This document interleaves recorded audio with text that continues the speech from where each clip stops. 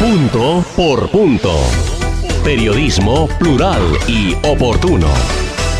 Me da mucho gusto recibir nuevamente en este espacio de Punto por Punto al licenciado Manuel Rodríguez Lomelí, director corporativo de Recursos Humanos y Relaciones en Cementos Moctezuma. Me da gusto verlo, saludarlo y estrechar su mano, licenciado.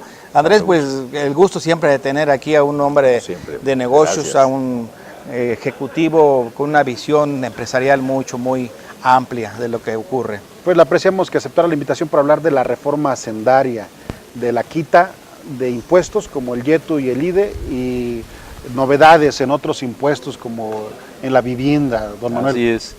Bueno, pues habría que empezar por hacer un poco de historia o ponerlo en contexto, ¿no? Nuestro país requería una reforma fiscal profunda, sí.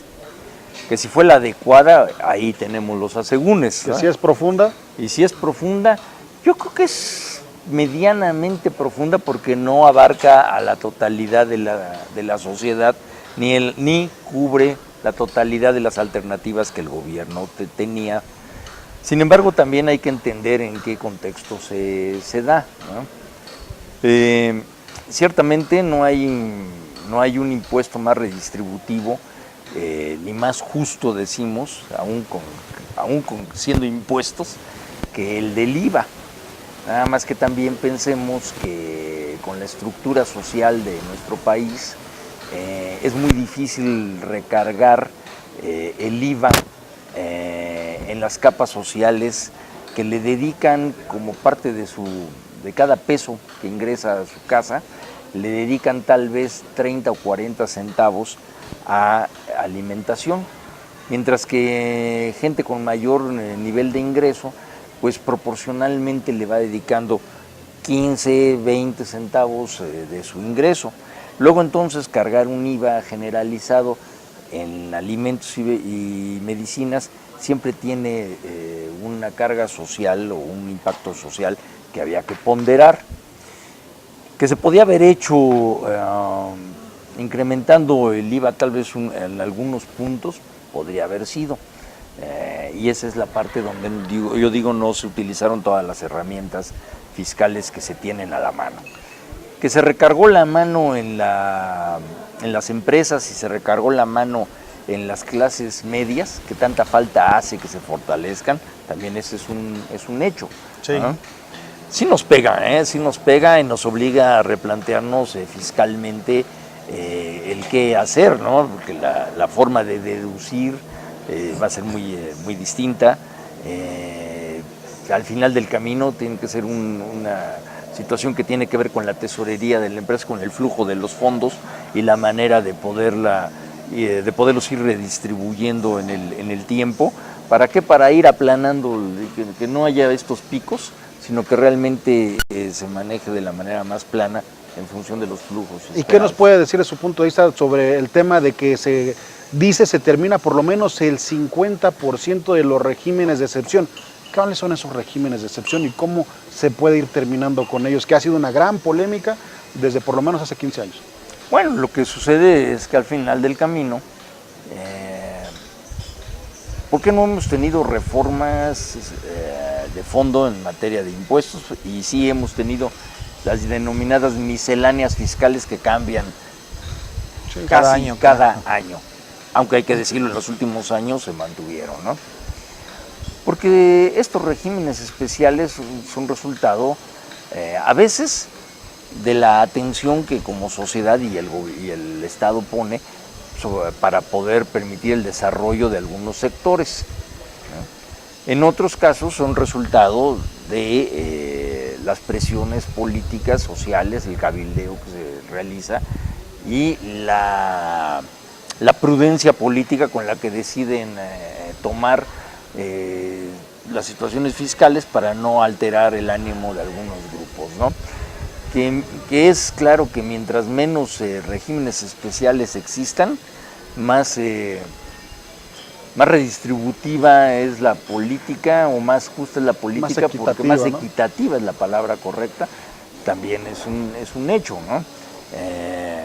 No tengo nada contra los escultores y los pintores, pero no necesariamente se puede pagar con obra los impuestos, ¿no?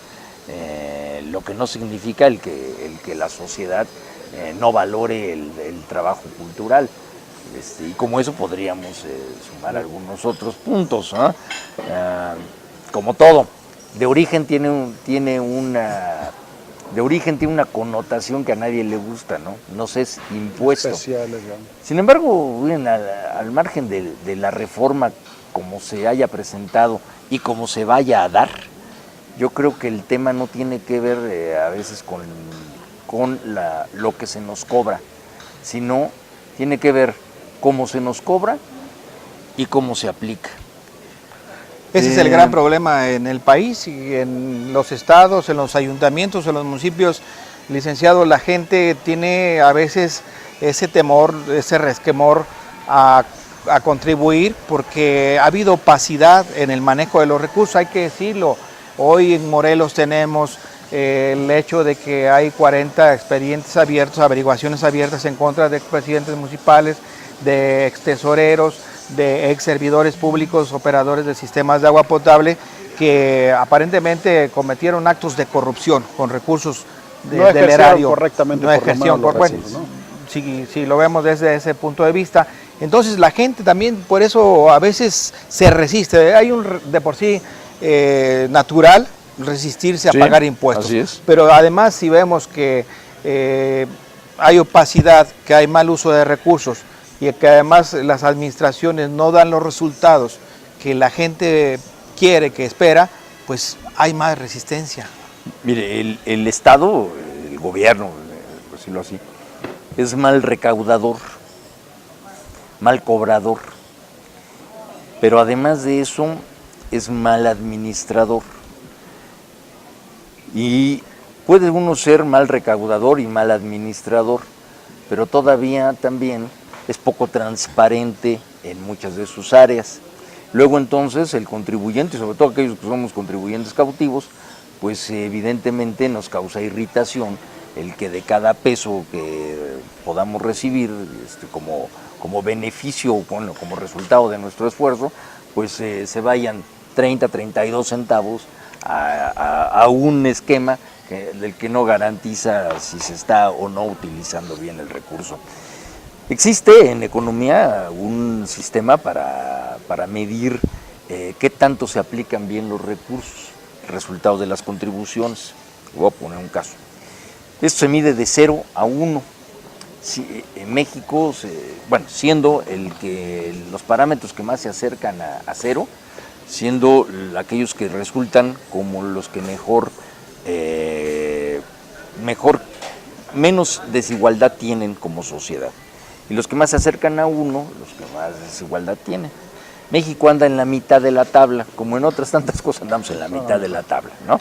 Bueno, esa es la primera medición. La segunda medición se hace una vez que se pagaron los impuestos y se redistribuyeron. Aquí lo que se mide es qué tanto la estructura del Estado es capaz de que con lo que recibe disminuir la desigualdad. Bueno, cuando uno lo ve en los estados europeos, esta medición se aplica en los estados europeos, esa tabla hace como referencia que se mueva algunas décimas. Pensemos que son décimas como está midiendo, de 0 a 1. Se mueve un poquito. Significa que las políticas estatales dan resultado y hay una redistribución que tiene que ver con una mejoría de la sociedad, que al final de cuentas eso es lo que se busca. Y en el caso de nuestro país, el movimiento se da, pero es de centésimas. ¿Qué nos dice en el fondo? Y con eso quisiera yo concluir. Nosotros somos malos recaudadores, no nos gusta que nos cobren a los contribuyentes, el Estado no solamente recauda mal, sino cobra mal y aplica mal los recursos. Y eso es lo que nos irrita como sociedad. Pues muchas gracias por acompañarnos, don Manuel Rodríguez Lomelí, para platicar sobre este tema de la reforma hacendaria que está, como bien lo decía, en un proceso de discusión. No podemos adivinar cómo se vayan a hacer algunos ajustes. Podemos deducir que sí habrá algunas monedas de cambio, es decir, se habla, por ejemplo, de que el impuesto en colegiaturas pudiera o disminuirse o quitarse. Es casi un hecho, no hay coincidencia entre los grupos parlamentarios.